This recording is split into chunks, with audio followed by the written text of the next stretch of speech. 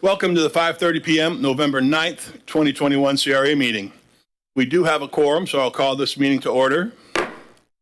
Would you please join me in a moment of silence?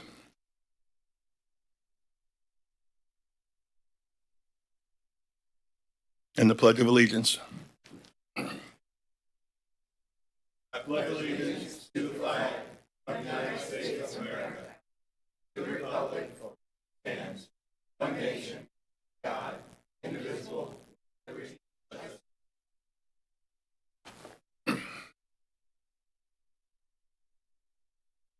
Thank you. Clerk, would you read the rules to speak, please? Yes. Individuals wishing to speak on agenda items must complete a sign-up card prior to the item being introduced. Sign-up cards are available on the table in the council chamber.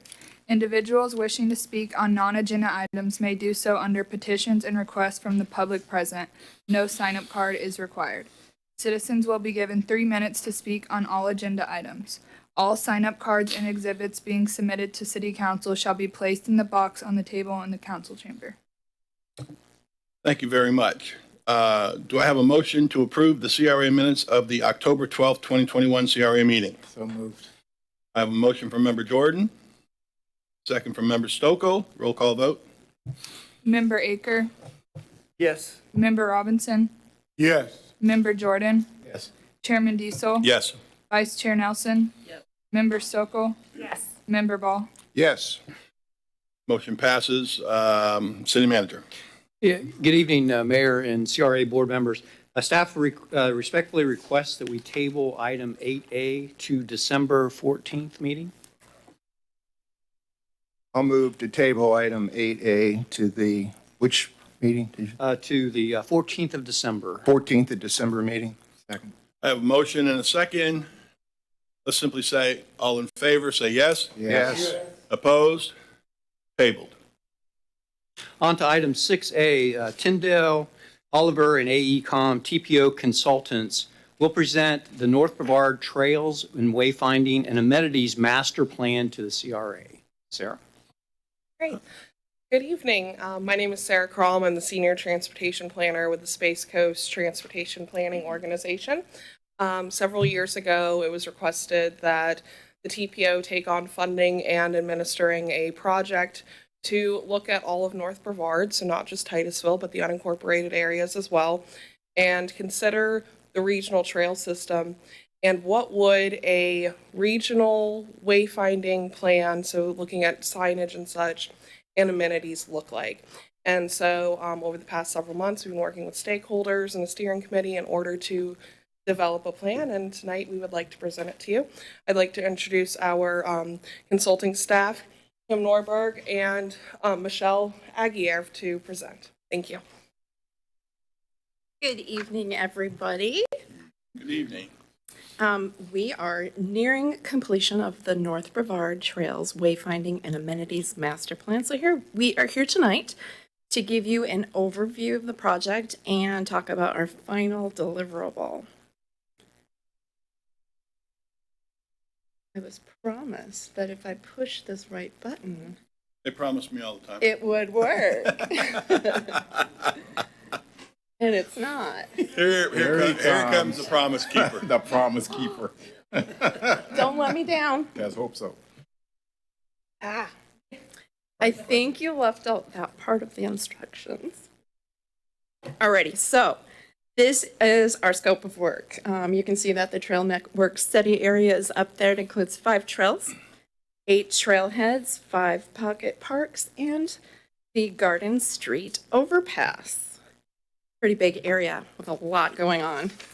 So the purpose of our project is really just to improve the experiences for residents and visitors by creating a uniform system of signage and furnishings.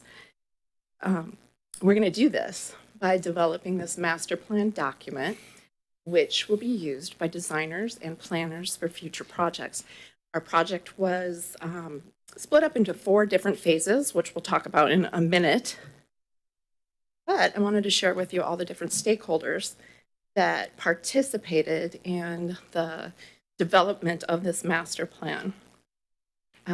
These groups participated heavily in the workshops during every phase of this project.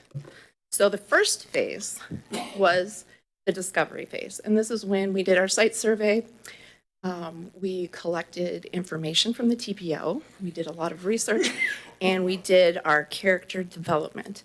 And what we did with that was we held stakeholder workshops to develop the visual design aesthetic and the character of the sign system. So the Urban Explorer theme was selected out of 3 different themes that we presented, and this included some really bold colors, simple shapes, and a contemporary look. So in the next phase, we did our analysis and recommendations. So using that information we collected during that discovery phase, we wrote this report, which included an analysis and recommendations for a lot of different things related to wayfinding and the site amenities. Basically, it was what we saw, what we heard, and suggestions for potential improvements throughout the system. Oh, Michelle. Michelle's going to present the site furnishings. Or did I miss one? Oh, yeah, if we go through the families. Sorry, yes. My pages got stuck together. So the third phase was the conceptual design phase. And we did have 2 design options for this. This is one that was selected, option 1. And the sign system includes 3 different sign functions. So identity signs, directional signs, and informational signs. And sometimes those are combined. This sign system has aluminum construction, post and panel basically, and the finishes are paint with reflective copy. Now, the second sign family was, there was more of an emphasis on the symbols, and also it had a lot of more components. So these components were layered. It makes the construction a lot more complex, and of course increases the cost and the maintenance.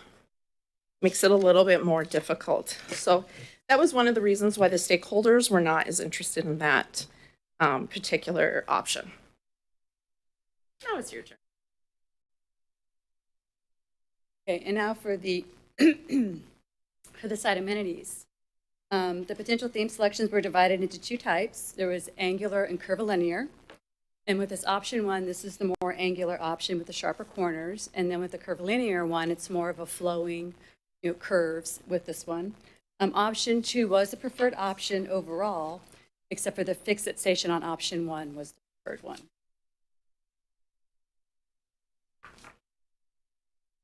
So then it brings it to the master plan. And this is our 4th phase in the project and what we're working on right now.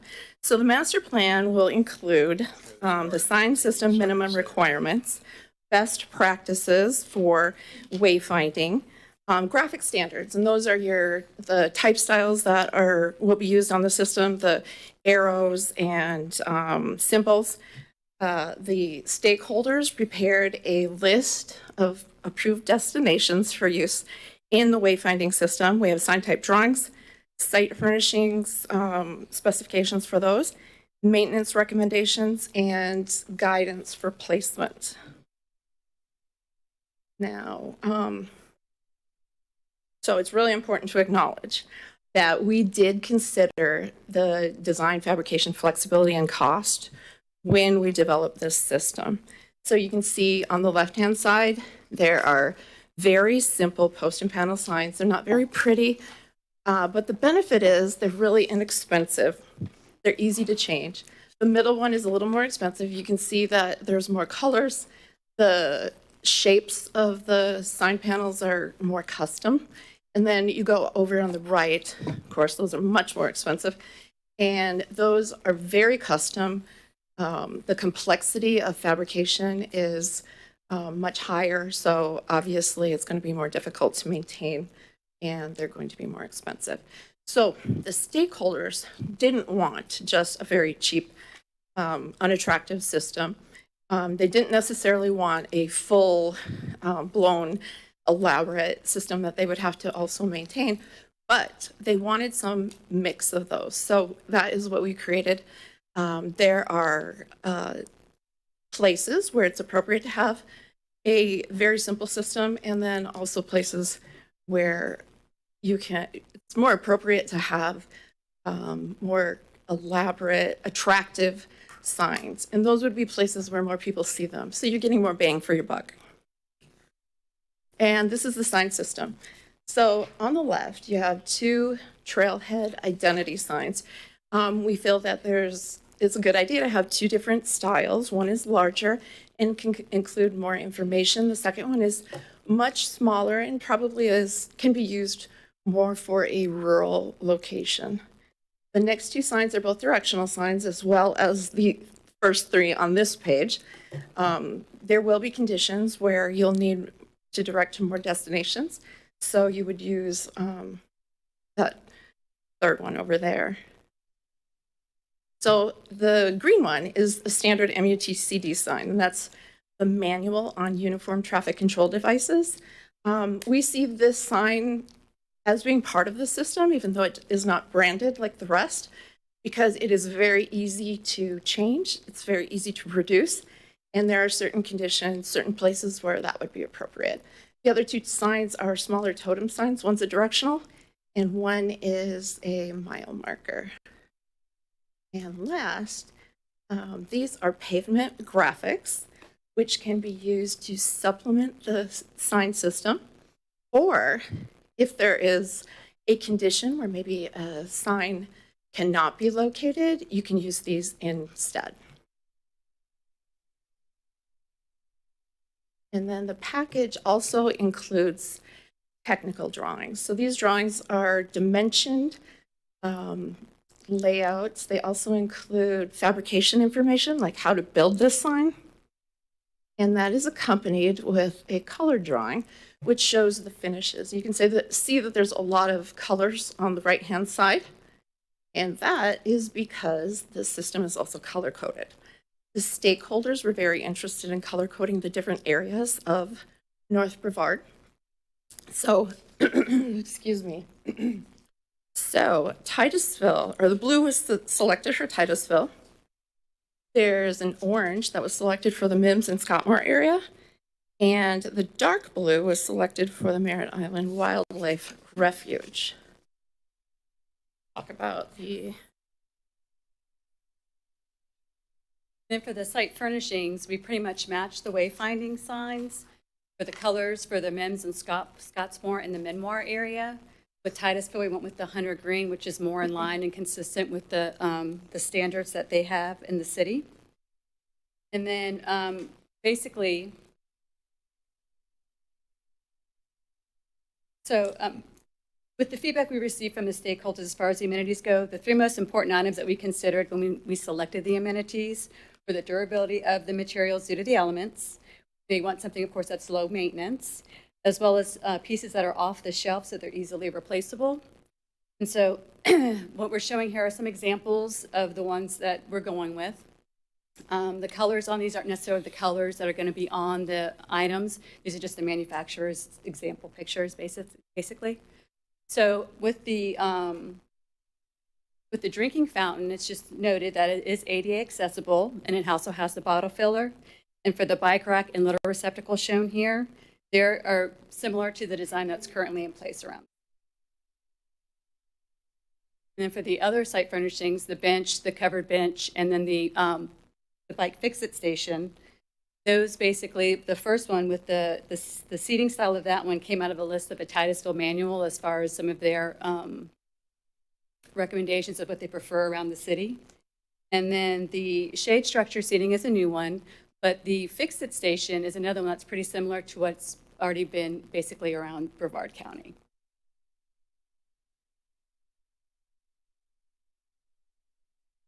So our next steps, there are several more presentations to the stakeholders. We'll be collecting feedback.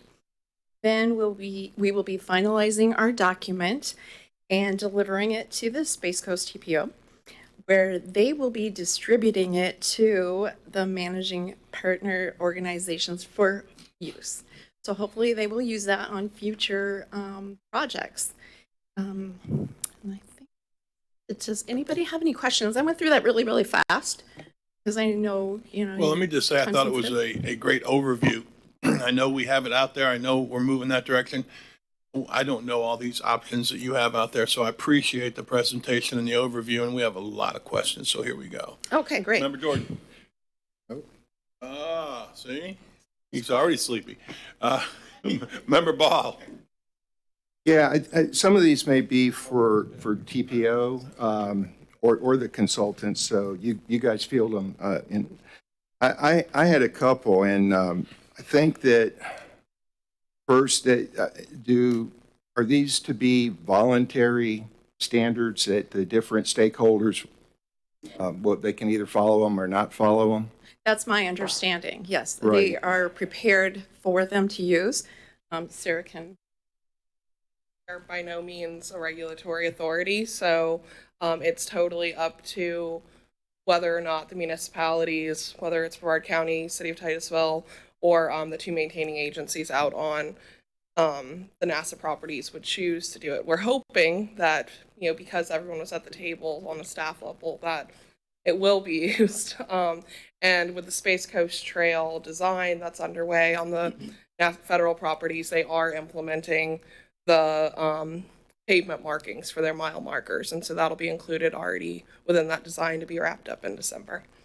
So your recommendations on placement, your guidance on placement is frequency of signage, like where along the trail signs should be and amenities should be? I actually have some graphics in there.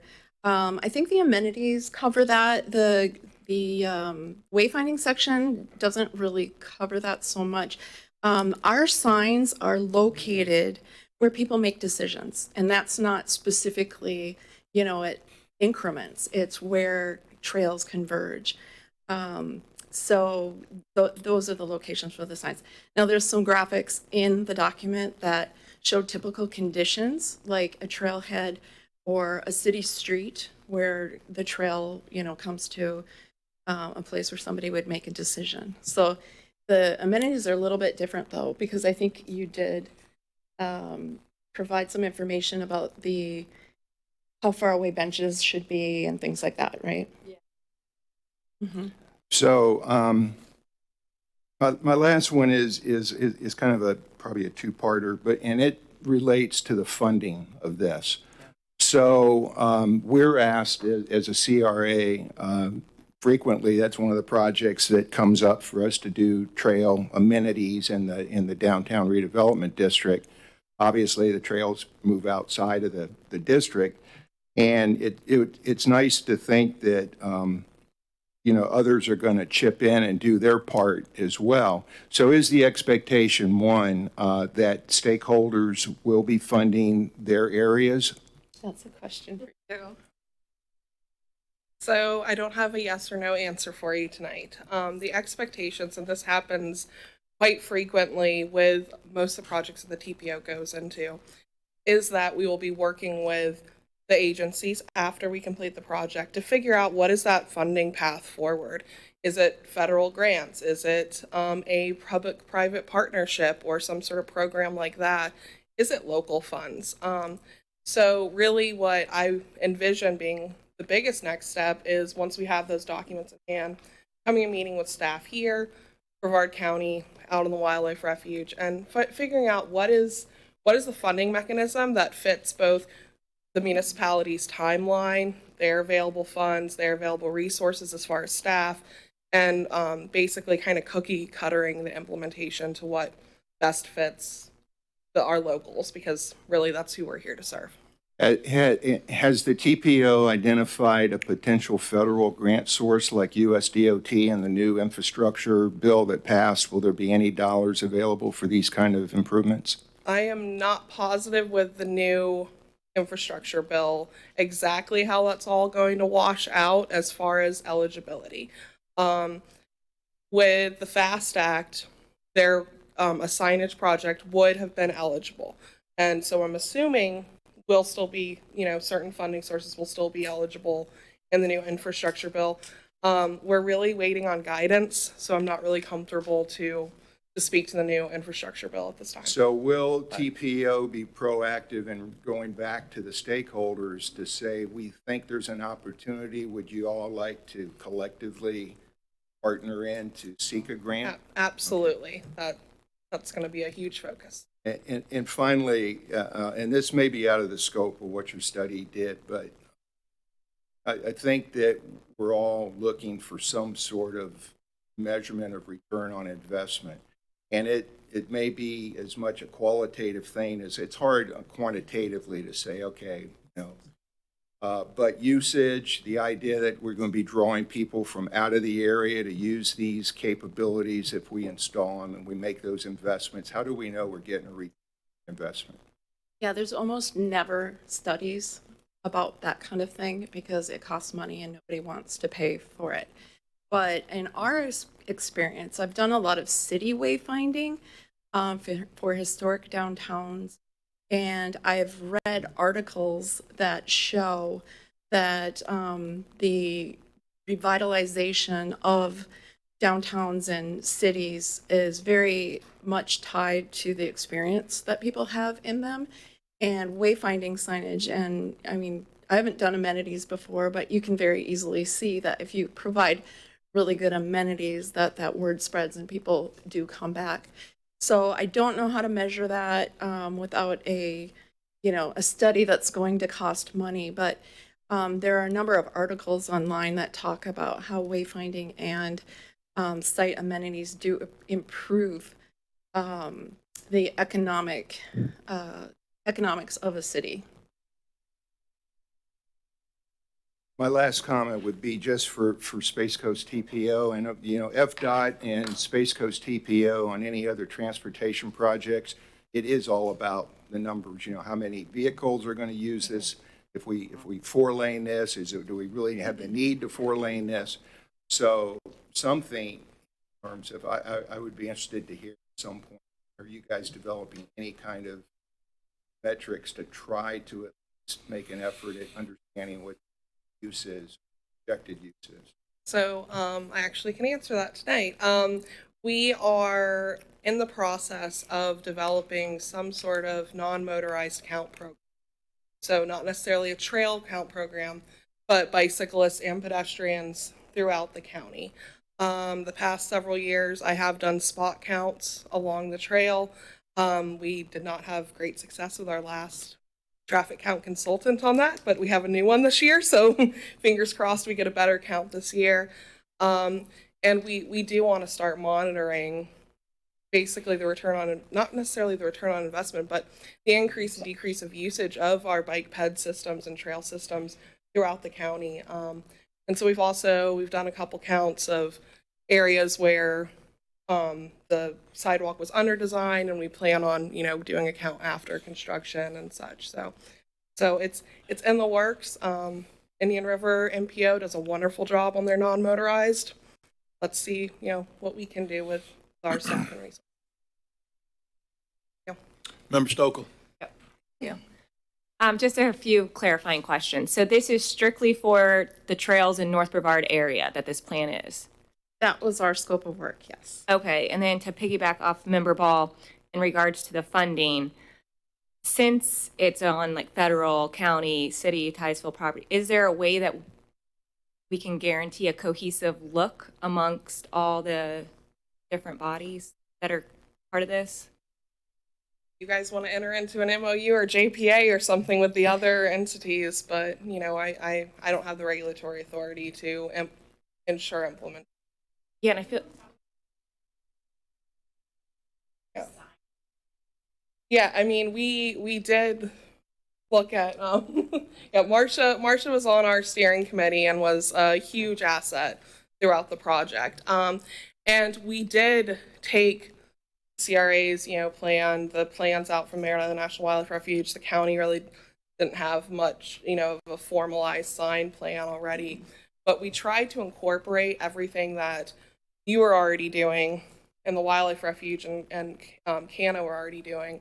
and make sure that we were already mirroring that, so that this wasn't a huge change from some of the initiatives going on to implementing the project. And so the fact that everyone kind of had an opportunity to buy in, make comments, makes me hopeful that there'll be the cohesive implementation. I'm really excited about it. I guess just as far as, I guess we're in a waiting phase right now regarding funding.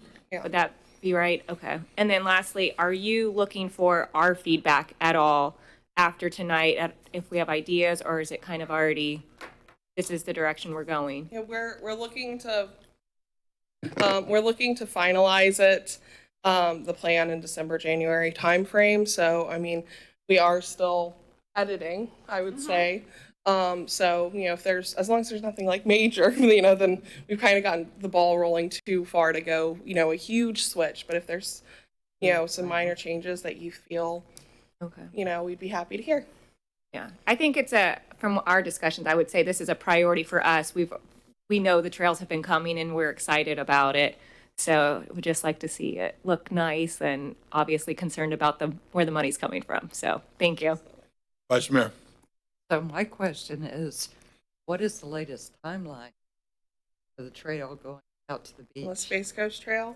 Yeah. Tentative FDOT work program came out last Monday. Okay. So this is tentative. It's not adopted yet. It'll be presented to our TPO governing board in December. 2027 is regretfully the construction money. My heart dropped. As I'm sure Councilmember Jordan has let you know, as I'm a huge proponent and I argue for that trail every chance I get at our TPO governing board meeting. So, but maybe we'll see some magical stimulus money fall out of the sky. Wow. That would be wonderful. Okay. Yeah, I thought 2025, and I was like, Yeah. With COVID has this changed. So, thank you. I would just reiterate to conclude that my main concerns or questions would be the cost, the funding, the timeline, and then the usage.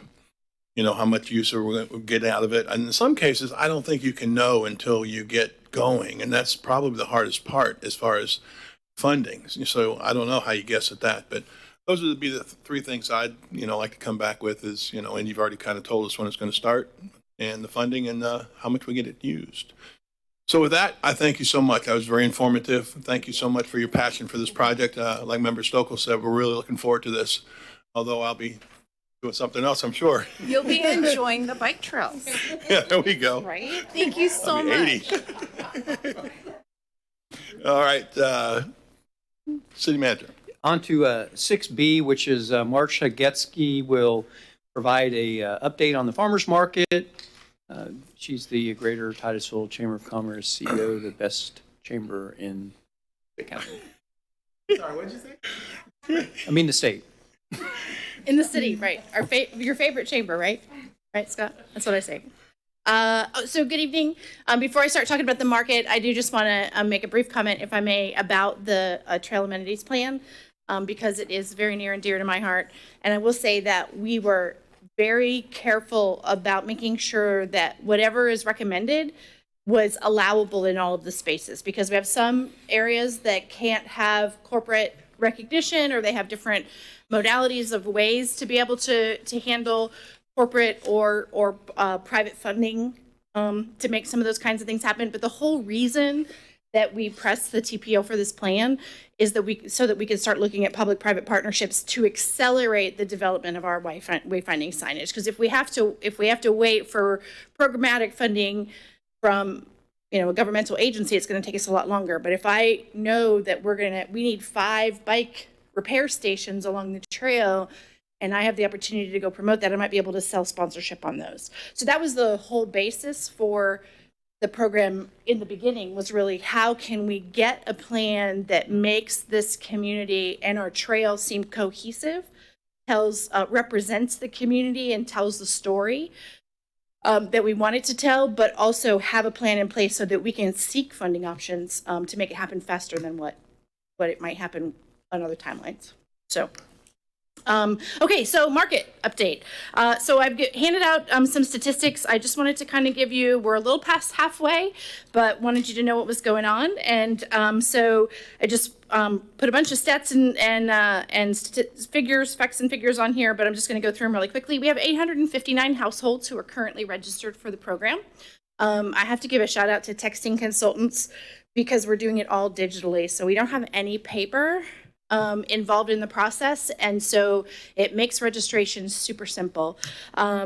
You can see the distribution of the household income here, and the thing I think that is really great to reinforce is that the majority of our participants are certainly less than the median annual household income, with most of them being 50% or under annual household income. And these numbers were developed from your neighborhood services program matrix. So worked with Terry to make this chart up that you guys approved. And I'll also point out that the county program last year went up to 150% of annual household income. So you guys did make some adjustments to the program before we started out with 120% of annual household income. So you can see the numbers there. You can see the ethnicity distribution of female head of household. Elderly is defined in the program by 62 households of 62 or older. So you can see what that number is. And then special needs households. So you can see that.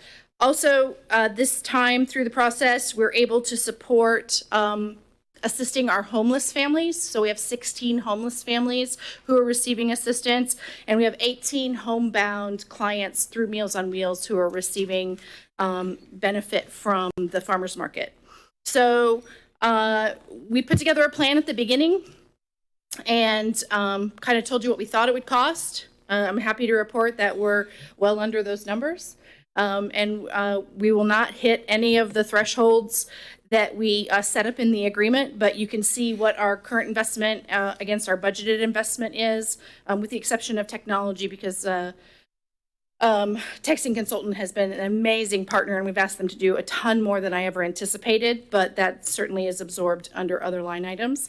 And you can also see that we've not distributed as much of the token money as we anticipated at this time. So you guys are going to have a fund balance in this program at the end of it on December 10th, but that's where we're at. You can see on-site registrations by market and see where we're at. We currently have distributed $84,000, almost $85,000 in tokens. We've paid out over $67,000 to the local vendors.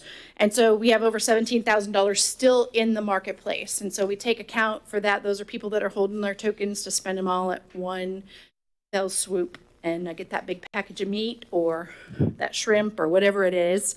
I can't thank the city staff enough. We've had a great partnership, and I've particularly called folks out in here. I want to thank Tim for being our point of contact and coming out and checking on us regularly and making sure everything's running smoothly. IT department has given us internet access so that we can run the digital system. The registration, if you've not been out there, I invite you to come check it out. It's a pretty neat system.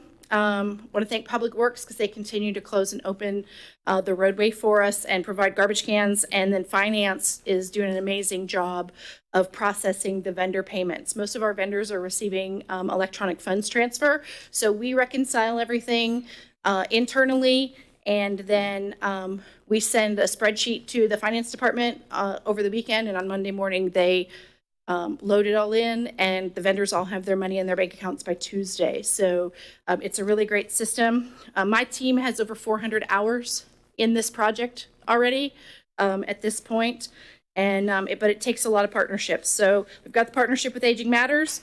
We also added this year a resource station. So we realized that we had this audience of folks who needed assistance in our community, but we weren't taking advantage of the opportunity to find out what other services they might need. So with 211 and the North Brevard Coalition of Human Services, we have a resource tent for them to engage with other agencies and find out other areas where they might be able to receive assistance to stabilize their household.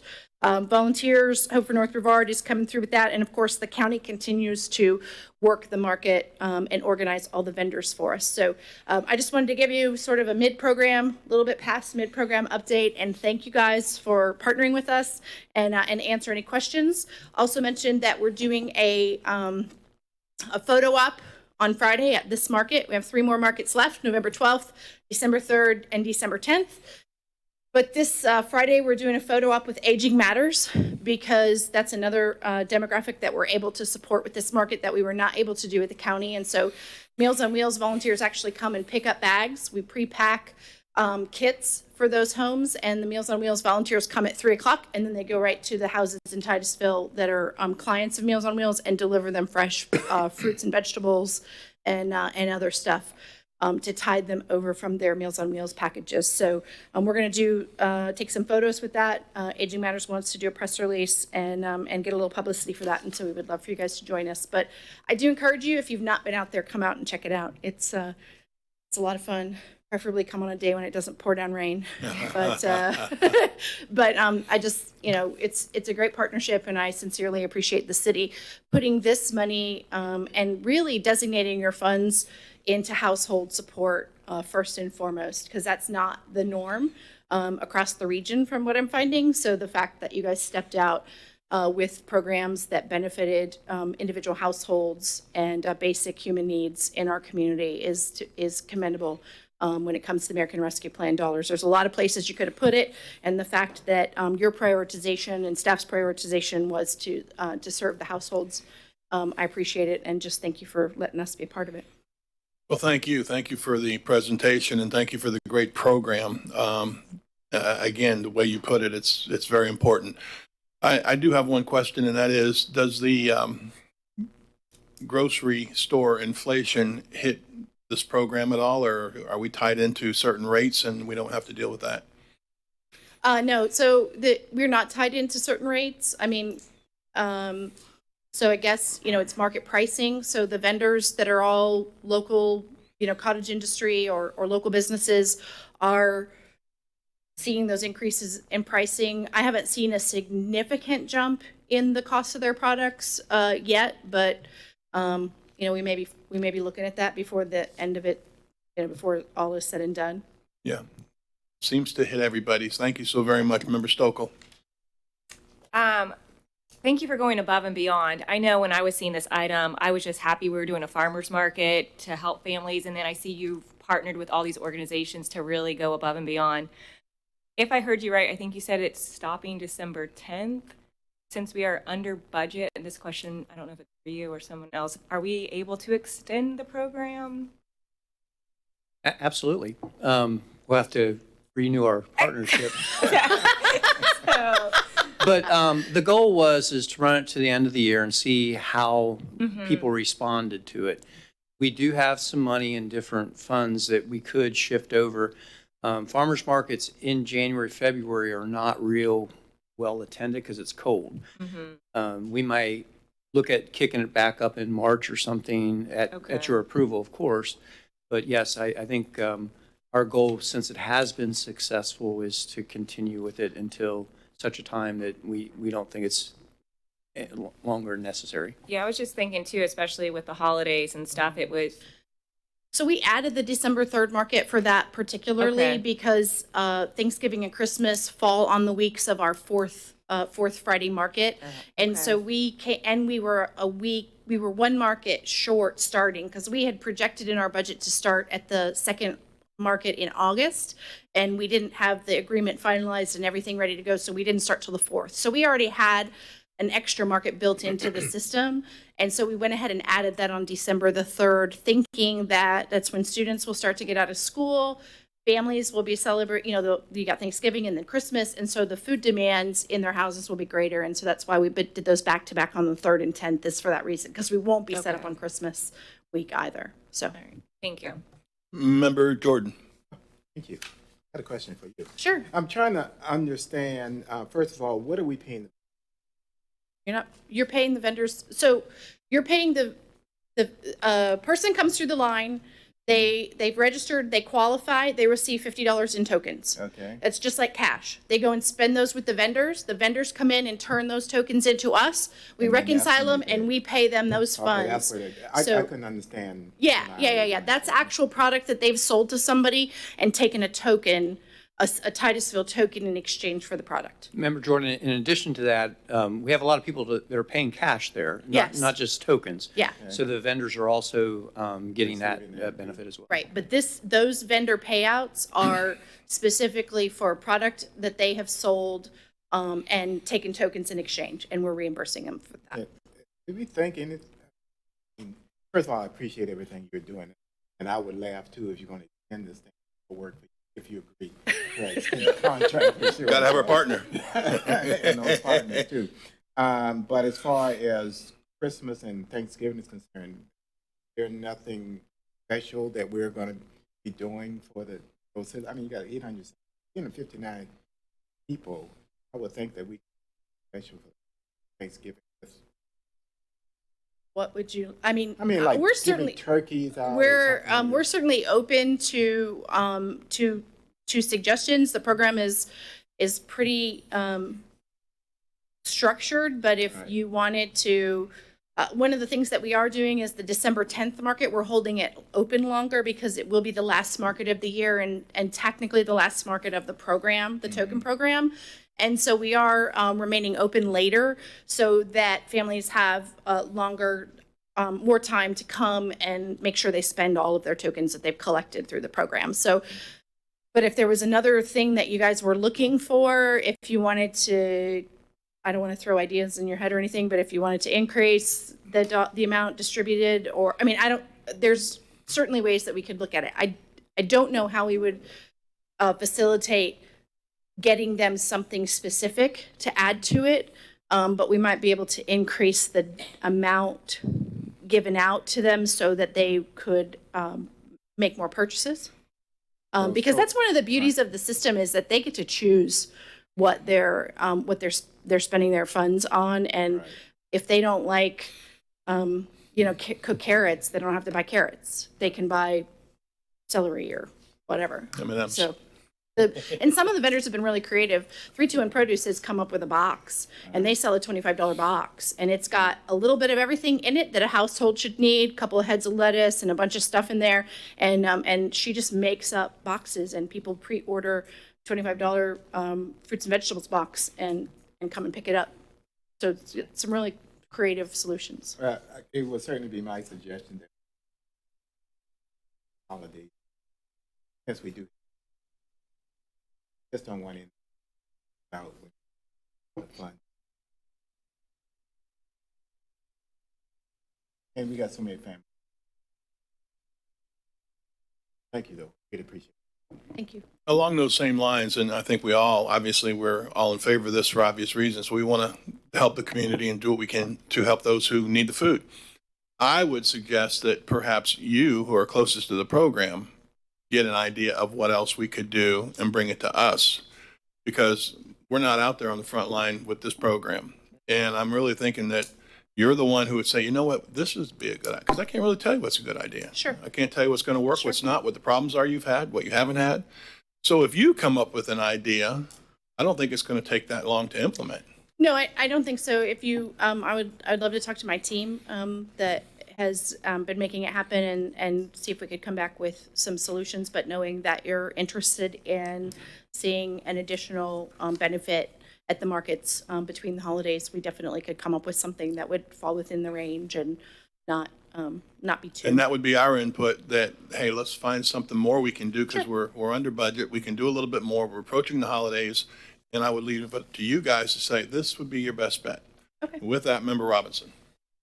Yes, I agree with that, because turkeys are $60 each now. Yes, and hard to find. And hard to find. And hard to so find. The increase would be a great thing to do. And you did come up with that already, so they'd have heard that you suggested that already. You wouldn't have to go away. Yeah, we can take a look at that. Yeah, you've already suggested that. The one thing that the data, I love it. The ethnicity, you broke it down better than all my years of being in this business. It's broken down better than I've ever seen it, so that you can make some decisions about a lot of things when it's broken down to this. To congratulate you on the way that it's broken down. See who's been served. You can gain a lot of information, but that's awesome.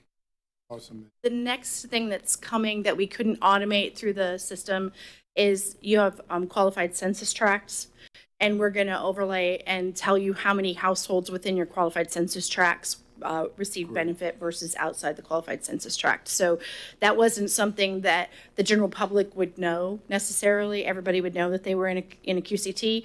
So we actually have the data from neighborhood services, and we're going to go line by line, address by address, and qualify the ones that are in the QCT so that we can also at the end of the program tell you this was in your target neighborhoods as well. These that's really the beauty of the electronic program. Number one, they don't have to register, they don't have to write anything down, and they only have to register once, and the system reminds them each week that there's a market. But it also is eliminating fraud. My team is scrubbing data daily and resolving conflicts. So if there's more than one person in the household that's registered, resolving that. If there's something that's not complete, making sure that the applications are fully complete. I think that's what was awesome, because I've seen so much abuse in my time. And this is bravo, well, Thank you. bravo Zulu, but job well done. You wouldn't understand what bravo, you may know what bravo Zulu is. Yeah. We Job well are done. super fortunate to have the capabilities. We're pushing texting consultants because they're like a loyalty rewards program. They do, businesses to get you to buy more cappuccinos and things. And so we're pushing them, but they're definitely answering the call and doing a heck of a job. And they're located in Merritt Island, so it's a local vendor that we're using. And a lot of these vendors, all of these vendors are local, and many of them are locally based in North Brevard too. Awesome. Member Jordan. Yeah, just want to, hopefully we agree that, I don't think Marcia needs to come back to us if she's got some suggestions. She works with staff and then just go forward. So we Yes. don't want to be holding you back from doing something. Well, all I'm saying is you're the expert. And so if you come up with an idea, I don't care who you got to give it to. So that's all I'm saying. Instead of us saying, well, what do you think? And then we try to figure it out. Sure. I think you're already there. Member Aker, did you have something to say? Thank you. Sure. Great job. Thanks. I mean, this seems like a kind of out of your normal wheelhouse from an organizational standpoint. But Yes. what a wonderful, wonderful, wonderful thing to do for our community, and thank you. Well, we partnered with the county last year when they had CARES Act dollars that they were utilizing, and they were planning on distributing them at Wickham Park. So the whole reason that the market got started in Titusville is because we went down there and said, well, what are you doing in North Brevard, and we'll help you. So we went out there every week and worked it. And so budgetarily, we were not able to do it at absolutely no cost. But so my staff time is being reimbursed, but you can see the numbers are pretty small, and so we're happy to do it because it's working. These families are working. I mean, these are your neighbors, these are your employees. There's a terrible misconception about what poverty looks like in our community, and we're getting ready to have even greater discussions on that as an organization. But this was a great opportunity for us to gather some data and really understand what we're looking at. But I remind people that these are people that are serving you in local businesses, and they're people living in your neighborhoods. It's not necessarily who you think it is, and they don't look like, So that's why I say, if you have the opportunity, we'd love to have you come out and check it out. Hold up, Member Jordan. Yeah, a couple other questions. Sure. Who do you classify as elderly? So all of the data that we're collecting, Just need to know. all of the data that we're collecting has been at the recommendation of other programs that exist, so that we can match it up with what the reporting data looks like for other programs in our community. And so their definition of elderly is a household headed by someone 62 or older. Here we are. We're all elderly except Sarah. over there. That would hurt. Yeah. I get closer to it every year too, so I balked at it also. And the other thing, as far as the homeless is concerned, have you seen any homeless come in? Yes, sir.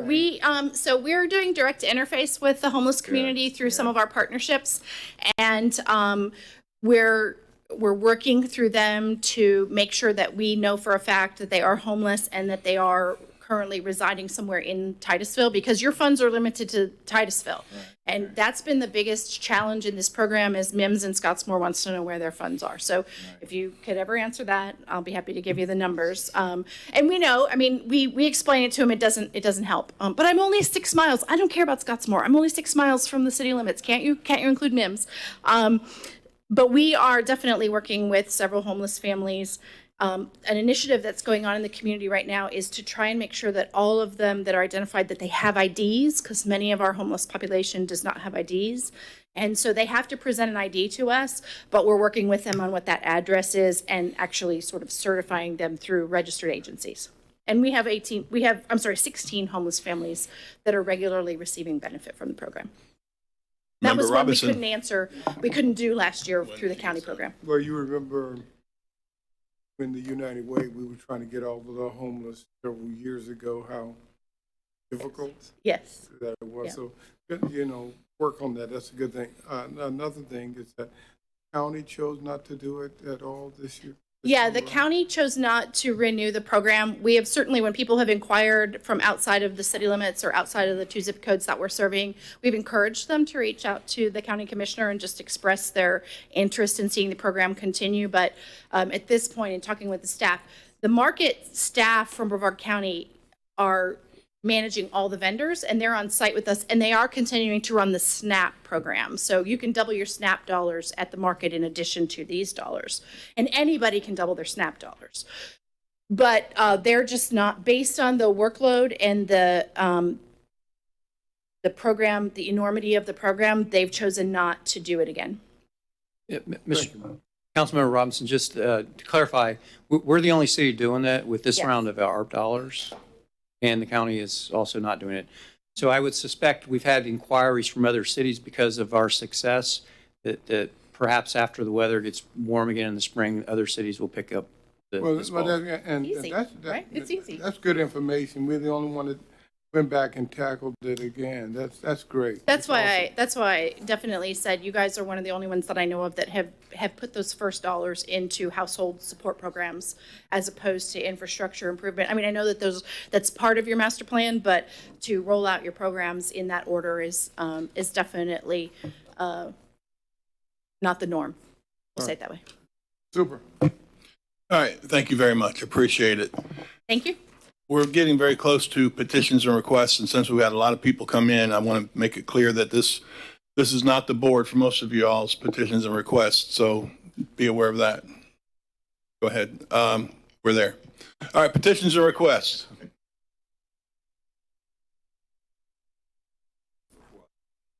We got it. Got to make a new one.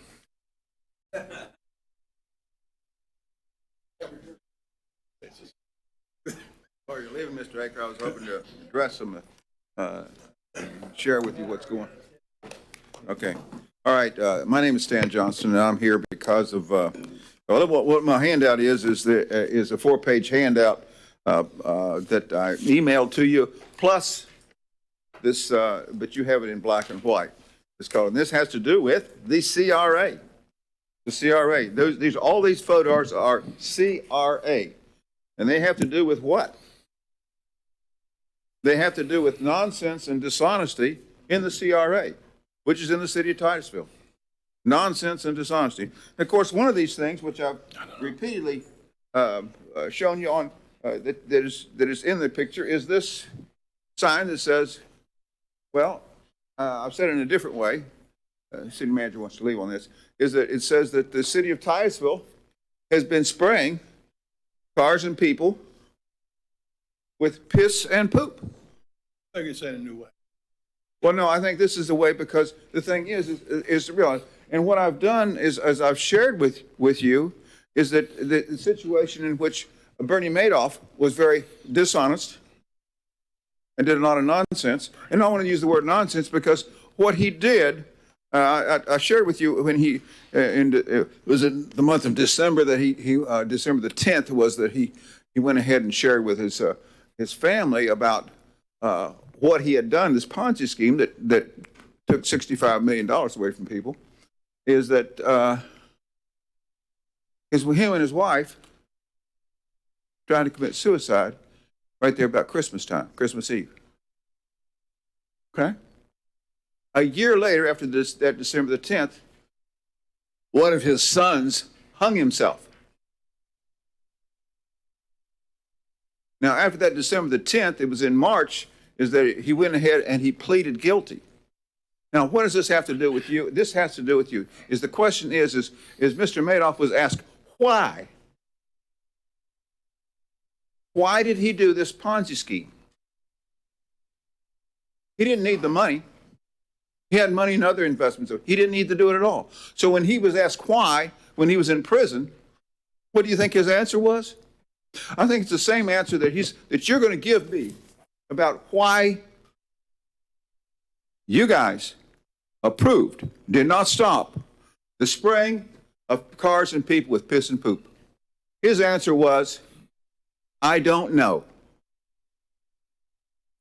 This is the answer I'm going to get from you guys. Mr. Aker also, I'm sorry, he's gone, is in Mr. Ball, especially you guys, because you're not council members, because they're defending the other city manager and so forth about all this nonsense. But the thing is, the question is why? Why, Mr. Ball, did the city spray people with piss and poop? I'm asking for more time on this because you spend a lot of time. I see none. Sorry. Thank you. City manager. On to item 10A, which is the executive director's report. We have just informational items subject to your questions. That completes my report. I see no other lights or comments. We have finished our business for this meeting. We will begin again at 6:40. Thank you.